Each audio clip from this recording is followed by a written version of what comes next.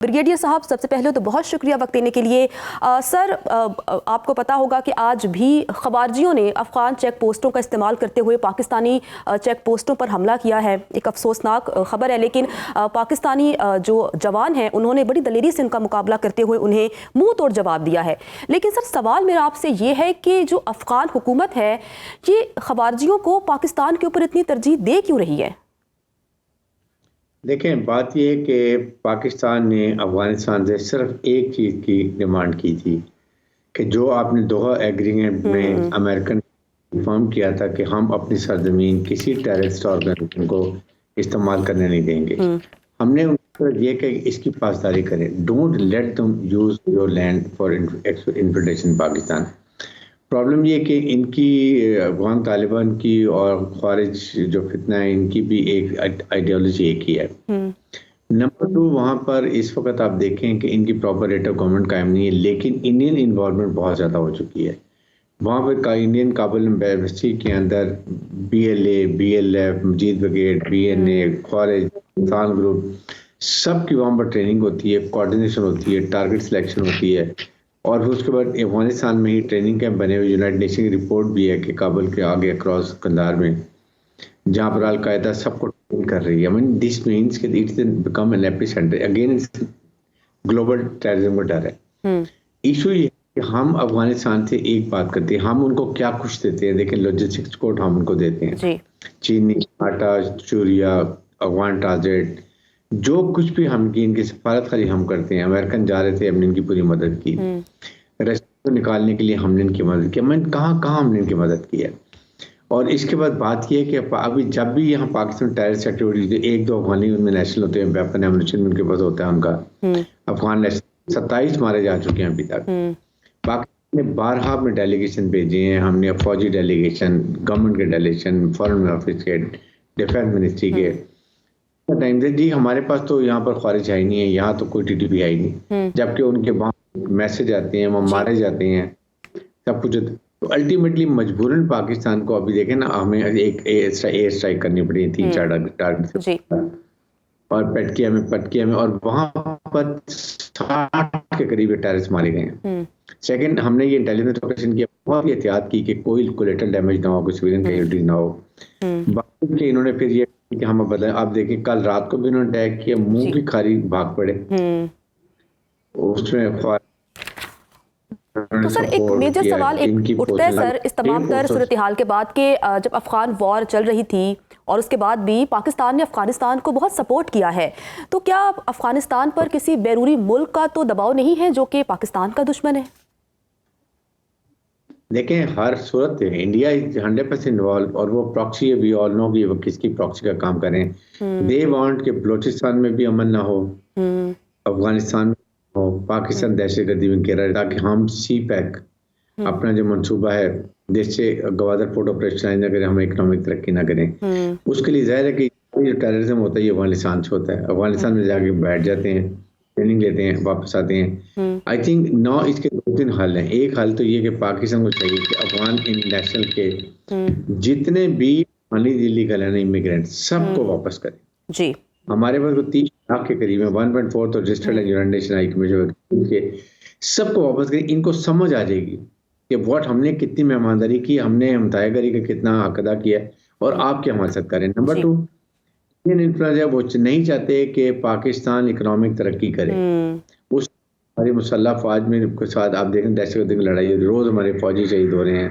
अभी जो 16 लोग हमारे मारे गए थे, उस शहीद हुए थे, हमने उनका बदला लेके इनके 60 आदमी मारे हैं वहां पर जो ये ट्रेनिंग कर रहे थे। अभी भी इनके 15 लोग फौजी मारे गए हैं जो ये भागे हैं, इस चालंगेजी करके वेपन एमुनिशन फायर करके गए हैं।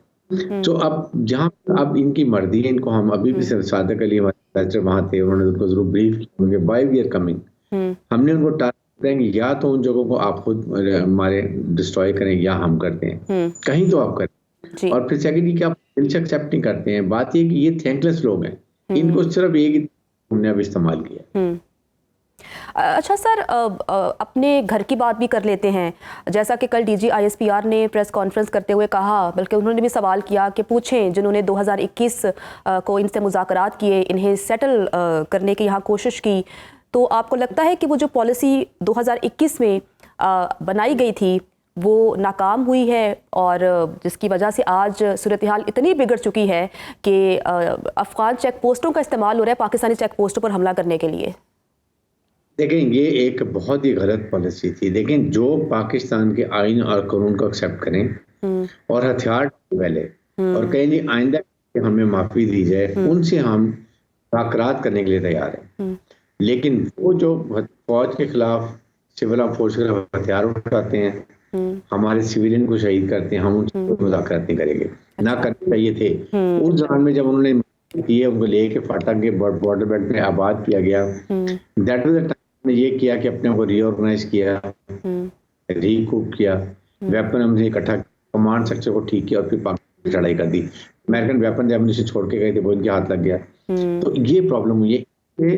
देखें, अभी भी हम कहते हैं अगर आप जो भी ग्रुप, इनके काफी ग्रुप हैं जो आना चाहते हैं, आए आगे बात करें, डाल दें आइन कानून को। वो लोग जो एपीएस के बच्चों की शहादत में इन्वॉल्व हैं, उन लोगों या तो पेरेंट्स माफ करेंगे, हम उनके लाएंगे, एक्सपेडाइट कर देंगे। लेकिन कि जो आम बिल्कुल उनको माफ कर देंगे, करना चाहिए, कोई ऐसी बात नहीं है। लेकिन जो हथियार उठाएगा उसके खिलाफ मुसल्लह फौज फुल थ्रोट से लड़ाई करेगी। अच्छा बिरगेडियर साहब, कुछ हमारी सियासी कमज़ोरियां भी हैं, आप उनके बारे में क्या कहेंगे कि वो कितना ड्रॉबैक है कि जो दहशतगर्दी है वो बढ़ रही है, बलूचिस्तान की जो सूरत हाल है, केपी की सूरत हाल आपके सामने है, और अफगान हुकूमत को अब बावर करवाना कितना ज़रूरी है कि वो उन चीज़ों को रोके, और इंटरनेशनली अब पाकिस्तान को अपना क्या रोल प्ले करना चाहिए, किन प्लेटफॉर्म्स पर आवाज़ बुलंद करनी चाहिए? देखिए, एक तो बात है कि इस दहशतगर्दी में chief of staff general assembly ने बहुत बारहा कहा है कि अज़्म इस्तेकाम जो है वो यही है, इट्स अ कंटिन्यूएशन ऑफ जो ऑपरेशन चल रहा है। लेकिन इसमें बात पूरी कौम को साथ खड़ाना चाहिए। इसमें हमें लेटेस्ट वेपन एमुनिशन जो भी हैं आपको वो देनी चाहिए। इलीगल स्पेक्ट्रम की बात जो करते हैं ना, वो बहुत ज़रूरी है। स्मगलिंग हो रही है अफगानिस्तान से, नारकोटिक स्मगलिंग हो रही है, आपकी स्मगल गाड़ियाँ यहाँ पर नॉन ड्यूटी पेड गाड़ियाँ आती हैं, उसके बाद हुंडी से पैसा आता है। ये पैसा जो आता है ये अशराफ के अलावा ये इन दहशतगर्दों को भी फंडिंग होती है इससे। इसलिए इसकी अगर इसको कंट्रोल कर लें, ना होगा पैसा जाएगा बैंकों में और ना ये होगा। तो इसलिए मैं बात करता हूँ ये जरूरी है कि इनका ये इलीगल पैसा आना बंद किया जाए, इनकी जड़ काट तो वो खत्म हो सकता है। साथ ही कौम यकजमान होके फौज के साथ खड़ी हो, क्योंकि देखें you fight as a nation, फौज अकेली कभी लड़ाई, और दुश्मन का नैरेटिव जो है खतरनाक है। फौज अवाम को डिवाइड करो। सर, अफगानिस्तान की मईशत पर अगर बात करें तो पाकिस्तान पर इन्हसार वो करते हैं, तो इतनी दूरियां क्यों पैदा हुई, कैसे पैदा हुई, वो क्या अवामिल थे सर? देखें, उसकी वजह यह है ना कि अमेरिकन इनको फाइनेंशियल सपोर्ट दे रहे हैं।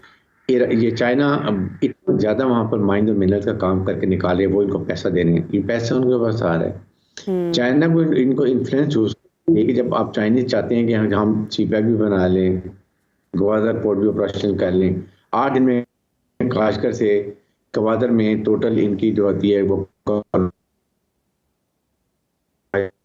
ये मिडल ईस्ट अफ्रीका समुद्र से जाते हैं, 90 दिन लगते हैं। तो ये चाइना को चाहिए जब वहाँ काम करें, उनको मजबूर करें, इन्फ्लुएंस करें, उनको पैसा मत दें, भूखे मरेंगे, खुद वो ठीक हो जाएंगे।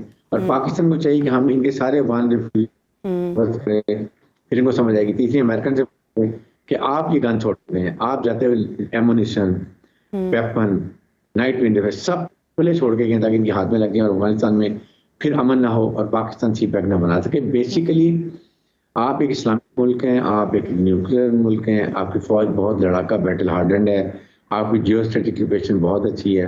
अगर इकोनॉमिक तरक्की करेंगे तो अपने फैसले वफादार में करेंगे। ये वो नहीं चाहते, वो चाहते हैं पाकिस्तान को किसी न्यूक्लियर डीन्यूक्लियरेशन की जाए, क्योंकि इजराइल उसके पीछे और इंडिया पीछे, इनको थ्रेट है। हालांकि क्या अमेरिका कह रही है हमारे टारगेट खुदा के लिए पाकिस्तान की जौहरी कुव्वत, जौहरी एक्सपीरियंस तो टोटल जो है इंडिया स्पेसिफिक है, we got no federal design against any country. अच्छा सर, लास्ट में एक छोटा सा सवाल आपसे करूंगी कि जो दोस्त ममालिक हैं वो क्या किरदार अदा कर सकते हैं? अगर हम चाइना की बात करें तो चाइना के बहुत अच्छे ताल्लुकात हैं अफगानिस्तान के साथ, अफगान हुकूमत के साथ, तो वो क्या रोल प्ले कर सकते हैं? देखिए, चाइना बिल्कुल कर सकता है, आपके मिडिल ईस्ट सऊदी अरब कर सकता है, इवन अमेरिकन का इन्फ्लुएंस ऐसा नहीं कि कमी करेंगे खुद ही ठीक हो जाएंगे। चाइना को तो बहुत ज्यादा सूट करता है।